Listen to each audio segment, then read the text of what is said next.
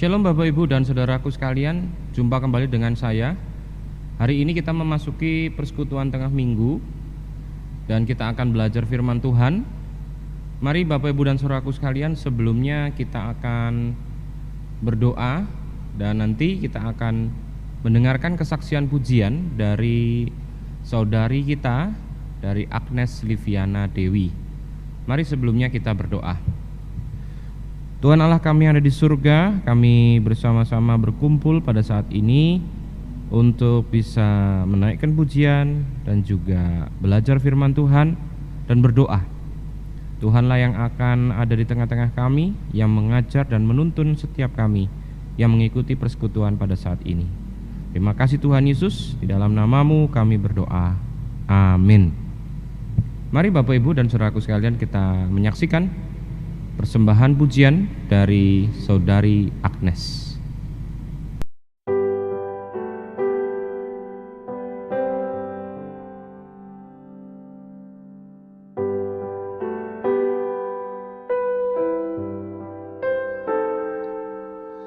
Kasih-Mu membuatku mengerti, ku berharga di mata-Mu, Tuhan, dan tangan-Mu yang menuntun hidupku. Dalam semua rencana-Mu, Tuhan,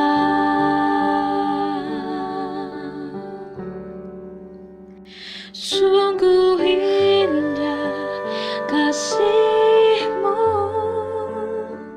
sungguh besar kuasa-Mu, Yesus Tuhan penyelamatku. Kau tak pernah berubah untuk menggenapi janji-Mu, itu yang ku percaya.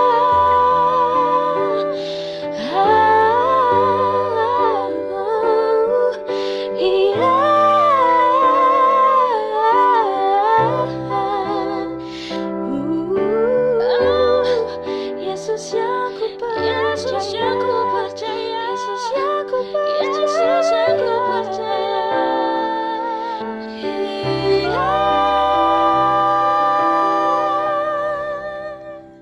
Sungguh indah kasih-Mu, sungguh besar kuasa-Mu,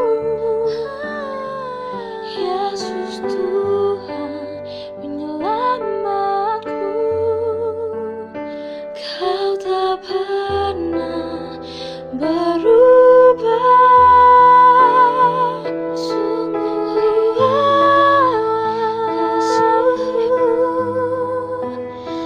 sungguh besar kuasa-Mu, Yesus Tuhan penyelamatku. Kau tak pernah berubah untuk menggenapi janji-Mu, itu yang ku percaya.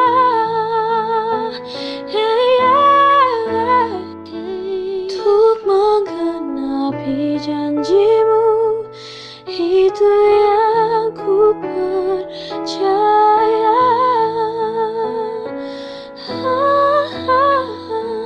Untuk menggenapi janji-Mu, itu yang ku percaya.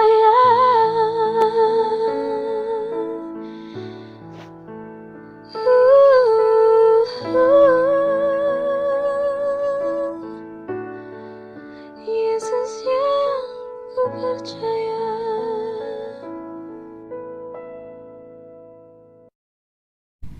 Ya, terima kasih untuk persembahan pujian yang disampaikan oleh saudari kita Agnes Liviana Dewi. Lama tak berjumpa, tapi tetap kita bisa berinteraksi di sini melalui pujian, bersama-sama memuji Tuhan. Terima kasih ya persembahannya. Kiranya Tuhan memberkati kehidupan saudari Agnes dan juga keluarga Bapak Suwanto. Nah, Bapak, Ibu, dan saudaraku sekalian, mari bersama-sama saat ini kita akan membaca firman Tuhan. Kita siapkan bacaan kita dari 1 Korintus 15 ayat ke-42 sampai 49. Jika sudah dipersiapkan, mari kita sambut firman Tuhan dengan kita berdoa. Tuhan, kami akan membaca, merenungkan firman-Mu. Tuhanlah yang menolong kami untuk mengerti dan menghidupi firman Tuhan. Terima kasih Tuhan, amin. 1 Korintus 15 ayat ke-42 sampai ke-49. Demikian pula halnya dengan kebangkitan orang mati, ditaburkan di dalam kebinasaan, dibangkitkan di dalam ketidakbinasaan, ditaburkan di dalam kehinaan, dibangkitkan di dalam kemuliaan, ditaburkan di dalam kelemahan, dibangkitkan dalam kekuatan. Yang ditaburkan adalah tubuh alamiah, yang dibangkitkan adalah tubuh rohania. Jika ada tubuh alamiah, maka ada pula tubuh rohania. Seperti ada tertulis, manusia pertama, Adam, menjadi makhluk yang hidup, tetapi Adam yang akhir menjadi roh yang menghidupkan. Tetapi yang mula-mula datang bukanlah yang rohaniah, tetapi yang alamiah. Kemudian barulah datang yang rohaniah. Manusia pertama berasal dari debu dan tanah, bersifat jasmani, dan manusia kedua berasal dari surga. Makhluk-makhluk alamiah sama dengan dia berasal dari debu tanah, dan makhluk-makhluk surgawi sama dengan dia yang berasal dari surga. Sama seperti kita telah memakai rupa dari yang alamiah, demikian pula kita akan memakai rupa dari yang surgawi. Demikian pembacaan firman Tuhan kita, Bapak Ibu. Firman Tuhan kita yang akan kita renungkan pada saat ini diangkat di dalam sebuah tema untuk saat ini dan saat nanti, yang ditulis oleh saya sendiri. Nah, Bapak, Ibu, dan saudaraku sekalian, seorang presiden Amerika, mantan presiden Amerika, namanya Benjamin Franklin, pada masa mudanya ketika ia masih berprofesi sebagai tukang cetak buku, menuliskan sebuah kata-kata yang ingin supaya nanti dituliskan pada batu nisannya ketika ia mati. Di dalam tulisannya itu ia berkata demikian: tubuh Benjamin Franklin, si tukang cetak, ibarat sampul sebuah buku tua. Lembaran buku itu akan usang. Hurufnya yang berwarna emas sudah terkelupas, terbaring di sini dan menjadi makanan cacing-cacing. Namun karya dalam buku itu tidak akan hilang, karena sebagaimana yang ia percayai, ia akan muncul lagi sekali lagi di dalam edisi yang baru, dalam keadaan yang lebih indah dan cantik, sudah dikoreksi dan sudah disempurnakan oleh sang pengarang. Nah, Bapak, Ibu, dan saudaraku sekalian, mantan presiden Amerika Benjamin Franklin tahu bahwa tubuhnya yang saat itu dihidupinya akan menjadi semakin lama semakin tua, akan mengalami sakit, akan rusak dan mati akhirnya.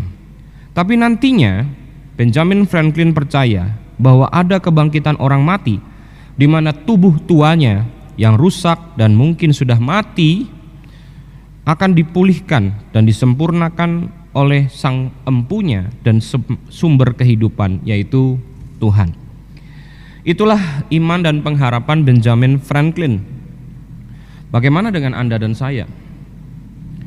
apa yang Anda dan saya imani dan harapkan untuk akhir kehidupan kemanusiaan kita.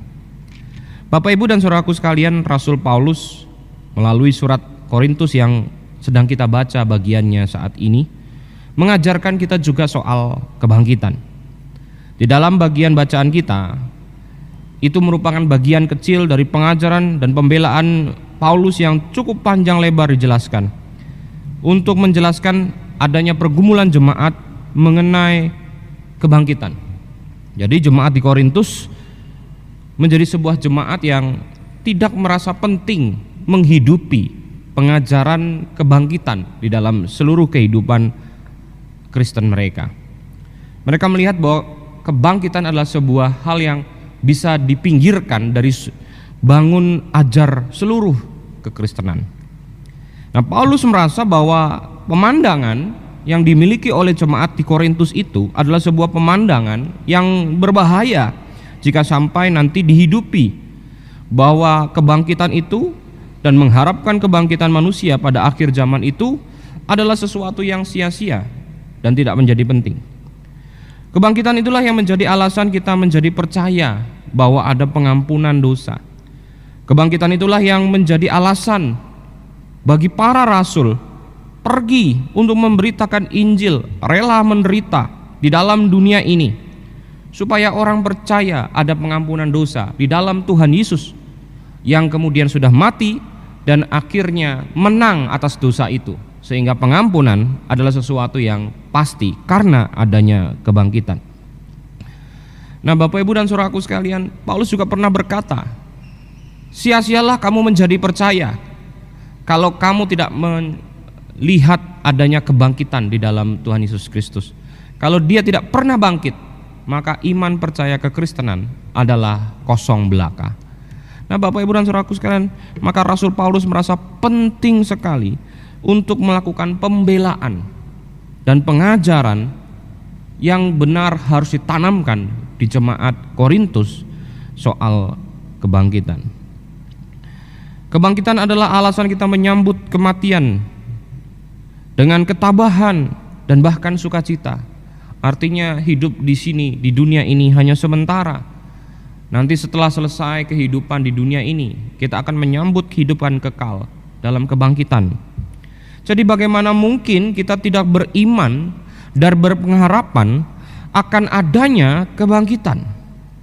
Dan dasar daripada kebangkitan kita sendiri adalah kepada kebangkitan Kristus. Kebangkitan tubuh Kristus adalah sebuah hal yang pertama dari gambaran kebangkitan kita semua orang percaya.